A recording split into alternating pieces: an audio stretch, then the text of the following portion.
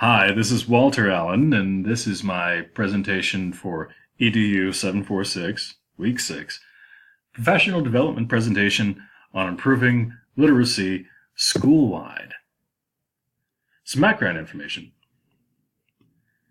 During the first self-study for accreditation at our school, the American School of Tangier, also known as AST, 3 years ago, one of the items identified as a critical component of our action plan was the need for a reading specialist/literacy coach.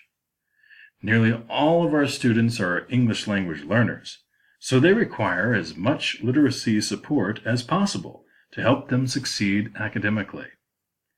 Some of the challenges they face include a lack of literacy environment at home, little to no literacy instruction beyond the elementary level, an RTI framework which places more emphasis on pullouts and remediation, and teachers who do not make the best use of data to inform their instruction and identify specific student needs.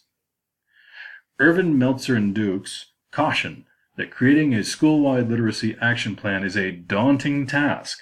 However, they agree that such a plan is essential to have if a school is serious about improving literacy across all grade levels and content areas. This plan aims to address some of the literacy challenges which AST faces today. There is no designated reading specialist at AST, and there will not be one added to the staff in the upcoming 2018-19 academic year. There is, however, an opportunity for a faculty member on staff to begin defining a role as a reading specialist/literacy coach. The head of school is very supportive of this. AST is a relatively small school, just under 400 students, but nearly all are ELL. Most of the teachers at the elementary level have had professional development in literacy and incorporate this knowledge into their literacy instructional practice. However, most of the teachers at the middle and high school level have not had much PD in literacy. Although there is full support from the head of school and principal, some high school teachers, especially the veterans who have been on staff for several years, are reluctant to allow colleagues in their classrooms for peer observation. These teachers are the ones who could benefit the most from literacy PD. Students in these classes would also benefit the most from intervention focused on literacy skills. Bean states that a school which has many ELL students, such as AST, has great need for reading specialists at the middle and high school level. ELL students in high school must strengthen their literacy skills if they wish to be college-ready by the time they graduate. Feedback from our graduates indicates that their first semester of college was difficult because they felt that they lacked the literacy skills necessary to succeed in college. One of the tasks offered, as an example by Bean in Chapter 3, is to collaborate with teachers to help them provide discipline-specific instruction to help students become independent readers and learners by graduation. Goal number 1. All students in grades 6 through 12 will be at or above the 50th percentile in grade level reading skills by the end of the next academic year.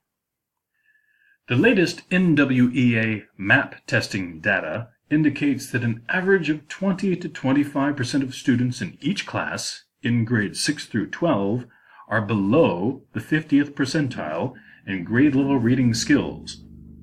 This offers an opportunity to group students within the classroom to focus on specific literacy areas which they need further instruction and practice in. Bean suggests that grouping students together based on similar needs can be an effective strategy in literacy intervention. The success of this approach could be measured better by adding an additional MAP test in reading skills each year for students who score below 50th percentile in the previous testing cycle.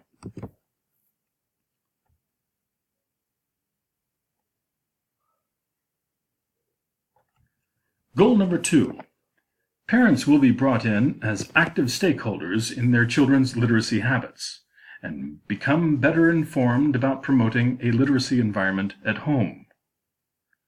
Bean states that parent involvement is critically important in helping students achieve success. One thing which Bean identifies as a contributing problem to working with struggling readers is their economic status. Students who come from poor households have great need to improve their literacy skills. However, students who come from the wealthiest families sometimes show weaker literacy skills than of students from less affluent families. This is attributed to a lack of parental involvement and a lack of literacy environment at home. Irvin, Meltzer, and Dukes state that it is the responsibility of school leaders, such as a reading specialist, to get everyone to be an active participant in enacting all the parts of the school's literacy action plan. By involving parents more in their child's learning, they become valuable stakeholders in the literacy action plan. Increased parental involvement in their child's learning at school may contribute to increased parental involvement in the child's learning at home. This can be measured by conducting parent surveys and by specifically monitoring growth in students whose parents actively engage in workshops conducted by the school's reading specialist. Together with recommendations from the reading specialist, teachers will make better use of testing data, such as from NWEA MAP, to address specific student needs. Teachers at the secondary level remain largely unable to take up the task of enhancing adolescent literacy, according to NCTE. Having teachers as active stakeholders and collaborators is vital for the success of a school-wide literacy plan to succeed. One aspect of a successful role as a reading specialist is that he or she is regarded as being in a leadership position, as they are instrumental in helping teachers improve their instructional practices. One simple strategy for AST would be to help teachers understand the value of data which assessments such as MAP testing can provide. The measure of growth, or lack thereof, can help inform instruction and provide teachers with valuable information which can help them work collaboratively with the reading specialist and other teachers.